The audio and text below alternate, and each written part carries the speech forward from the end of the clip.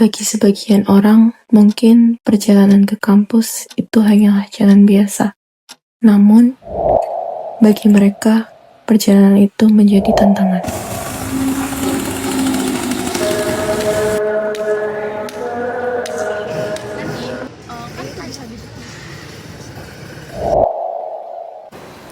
Biasanya, tantangan terbesar saat menuju kampus apa?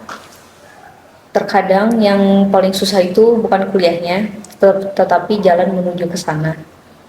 Guiding block kadang putus, ketutupan motor, atau malah arahnya yang bikin bingung, jadi harus ekstra hati-hati.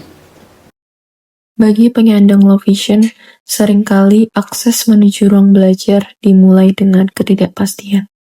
Apa yang mungkin orang lain gak sadar? Banyak orang lihat guiding block itu cuma garis biasa, padahal buat kami itu kayak petunjuk arah. Kalau jalannya salah, kayak kehilangan arah. Lalu muncul pertanyaan sederhana.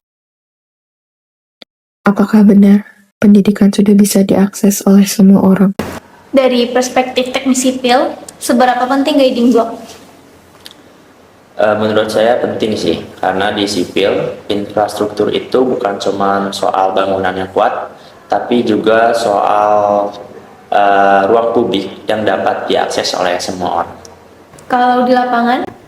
Kalau di lapangan sayangnya sesuai dengan peraturan yang telah ditetapkan, yaitu dari Permen PUPR nomor 14 tahun 2017, itu masih banyak yang tidak sesuai dan tidak konsisten. Mulai dari banyak yang rusak, bahan dan warna yang tidak sesuai, ada juga seperti arah yang menuju kehambatan. Guiding block itu sebenarnya alat bantu navigasi. Di sebelah sini ada guiding block bermotif garis-garis, yaitu menandakan arah berjalan, sedangkan yang di sebelah sini bermotif titik-titik menandakan perubahan jalur atau potensi bahaya yang ada di depan.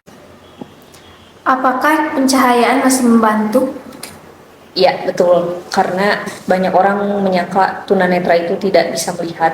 Tetapi untuk low vision, warna yang kontras dan pencahayaan itu membantu untuk mengenali arah.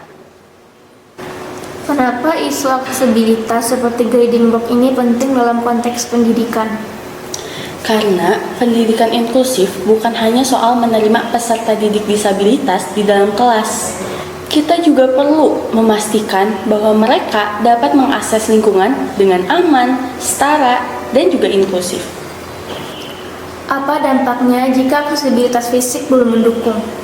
Tentu dampaknya memengaruhi banyak hal, mulai dari rasa aman, kemandirian, kesetaraan.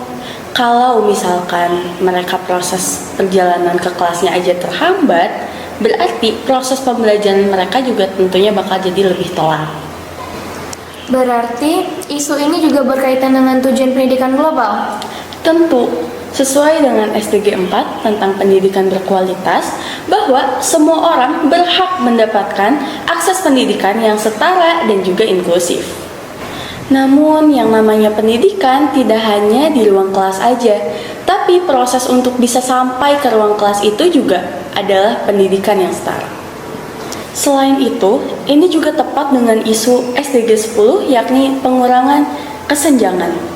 Karena banyak disabilitas yang masih belum dapat memenuhi kesetaraannya sehingga hak mereka jadi tidak terpenuhi. Jadi, ketika kita sedang memperbaiki aksesibilitas, sebenarnya kita sedang mengurangi kesenjangan dan membuka kesempatan belajar yang adil dan setara bagi semua. Ketika lingkungan dibuat lebih aksesibel, kita tidak hanya membangun sebuah fasilitas. Kita sedang membuka kesempatan belajar yang setara. Jika akses menjadi bagian dari pendidikan, lalu bagaimana jika infrastruktur dapat membantu pendidikan yang lebih inklusif? Melalui teknologi piezoelektrik, tekanan lengkapi bisa diubah menjadi energi listrik kecil yang digunakan untuk menyalakan indikator cahaya. Pendidikan inklusif bukan hanya membuka pintu kelas, tetapi memastikan setiap orang dapat sampai dengan aman.